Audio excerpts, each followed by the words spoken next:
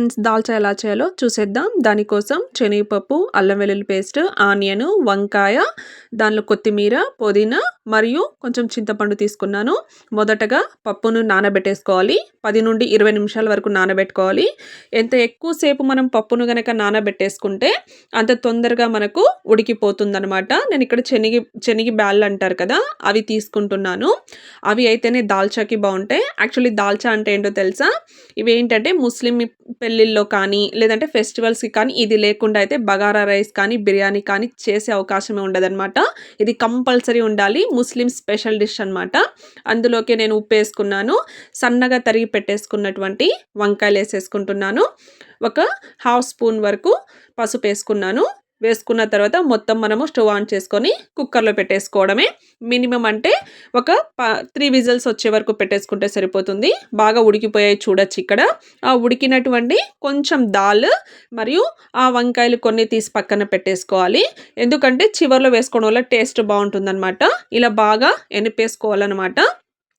ఆ తర్వాత stove on చేసుకొని ఒక పాత్ర ఏదైనా పెట్టేసుకొని అందులోకి ఆయిల్ తీసేసుకోవాలి. నేను ఎక్కువ ఆయిల్ తీసుకోవట్లేదండి. మినిమమ్ అంటే 3 స్పూన్స్, మినిమమ్ 3 స్పూన్స్ వరకే తీసుకుంటున్నాను. ఆయిల్ చాలా తక్కువ తీసుకోవడం వల్ల హెల్త్ కూడా చాలా మంచిది కాబట్టి ఆయిల్ హీట్ ఎక్కిన తర్వాత అందులోకి ఆవాలు కొన్ని వేసేసుకోవాలి. దీనికోసం ఆవాలు, జీలకర్ర, గరం మసాలా, కారప్పొడి ఇలా ఇంట్లో ఉన్నటువంటి కొన్ని ఐటమ్స్ తోటే మనం చాలా టేస్టీగా మంచిగా చేసుకోవచ్చు అనమాట. చూడొచ్చు, నేను ఆవాలు వేసుకుంటున్నాను. ఆవాలు కూడా వేగిపోతున్నాయి. అక్కడ వేగుతున్నది మీరు గమనించవచ్చు. ఆవాలు వేసుకున్న తర్వాత కొద్దిగా జీలకర్ర తీసుకుంటున్నాను. జీలకర్ర చాలా మంచిదండి ఆరోగ్యానికి. ఎందుకంటే అరుగుదల అనేది బాడీకి అవుతుంది కాబట్టి అందులోకి నేను ఇక్కడ ఆనియన్స్ తీసుకుంటున్నాను. ఇక్కడ పప్పు తీసుకున్నటువంటి క్వాంటిటీని బట్టి నేను ఇక్కడ ఆనియన్స్ తీసుకుంటున్నాను అనమాట. పెద్ద సైజు అయితే కనుక ఒక 2 లేదా చిన్నవైతే ఒక 3 వరకు ఆనియన్స్ తీసుకున్నాను. అవి కూడా ఎలాగ ఉండాలంటే సన్నగా తరిగి పెట్టేసుకోవాలన్నమాట. ఎప్పుడు కూడా ఆనియన్స్ అనేవి ఇలా ఫ్రై చేయాలి అనుకున్నప్పుడు లావుగా ఉండకూడదు, సన్నగా తరిగేసుకోవాలి. ఎందుకంటే మాడిపోకుండా చాలా తొందరగా వేగిపోయే ఛాన్సెస్ ఉంటాయి. అందులోకి నేను ఇక్కడ ఇంట్లో ప్రిపేర్ చేసుకున్నటువంటి అల్లం వెల్లుల్లి పేస్ట్ తీసుకుంటున్నాను.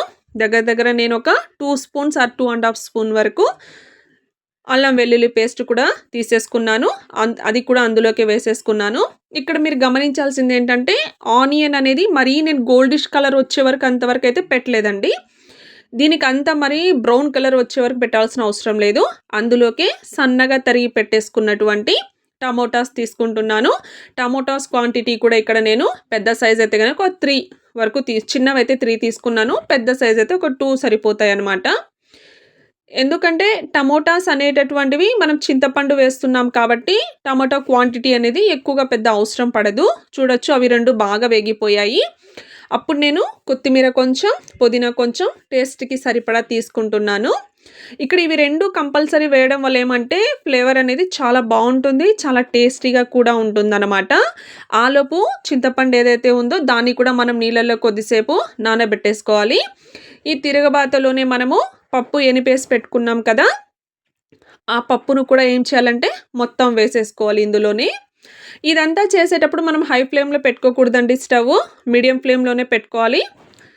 లేట్ ప్రాసెస్ అయితే ఏమీ కాదు, స్లో ప్రాసెస్ అస్సలే కాదు.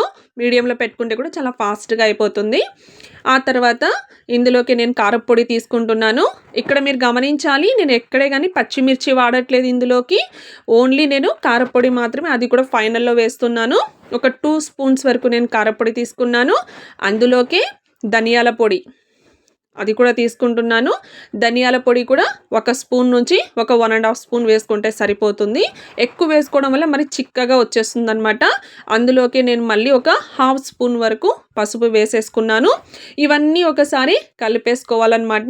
ఇంకా ఫైనల్ టచ్కి వచ్చేసరికి చింతపండు ఉంది కదా, చింతపండు నానబెట్టుకున్నాము. ఆ గుజ్జును తీసేసి ఆ వాటర్ మొత్తాన్ని వేసుకోవాలి. ఇక్కడ ఏంటంటే చింతపండు మన క్వాంటిటీ కొంచెం ఇక వాటర్ వేసుకొని ఎక్కువ వేసుకోవడం వల్ల ఏమవుతుంది అంటే గనక తెలుగులో అయితే పప్పు అంటారు. మామూలుగా అయితే దీన్ని దాల్చా అని పిలుస్తారు. ఇది ఏమవుతుంది అంటే గనక ఎక్కువ చిక్కబడకుండా కొంచెం టేస్ట్ కూడా ఫ్లేవర్ బాగొస్తుందనమాట. వేసేసుకున్న తర్వాత ఫైనల్ టచ్‌లో వచ్చేసింది నేను గరం మసాలా జస్ట్ ఒక హాఫ్ స్పూను ద టేస్ట్‌కి సరిపడా ఉప్పు వేసేసుకున్నాను. ఒకసారి మనం చెక్ చేసుకున్న తర్వాత మనకు ఉప్పు అవి సరిపోయాయి, కారం అనుకుంటే లైట్ తీసుకోవచ్చు. లేదా ఇంకొంచెం క్వాంటిటీ వేసుకోవచ్చండి. ఇంకా ఫైనల్‌కొచ్చేసరికి ఇందాక తీసి పెట్టేసుకున్నాను కదా! నేను స్టార్టింగ్‌లో పప్పులో నుండి వంకాయలు అవి ఫైనలీ వేయాలి. అవి వేయడం వల్ల ఏమవుతుందంటే మనం కలుపుకొని తినేటప్పుడు వంకాయలు చాలా బావుంటాయన్నమాట. చూడొచ్చు మీరిక్కడ గుమగుమలాడేటటువంటి దాల్చా రెడీ అయిపోయింది. జస్ట్ 5 మినిట్స్ నుండి 7 మినిట్స్ మాత్రమే మనం స్టవ్ పైన పెడితే చాలు. ఇలా వేగిపోతుందనమాట. ఇంకా మనం దీన్ని హ్యాపీగా సర్వ్ చేసుకోవచ్చు వేడి వేడి బగారా రైస్‌లోకి. ఇలాంటి వీడియోల కోసం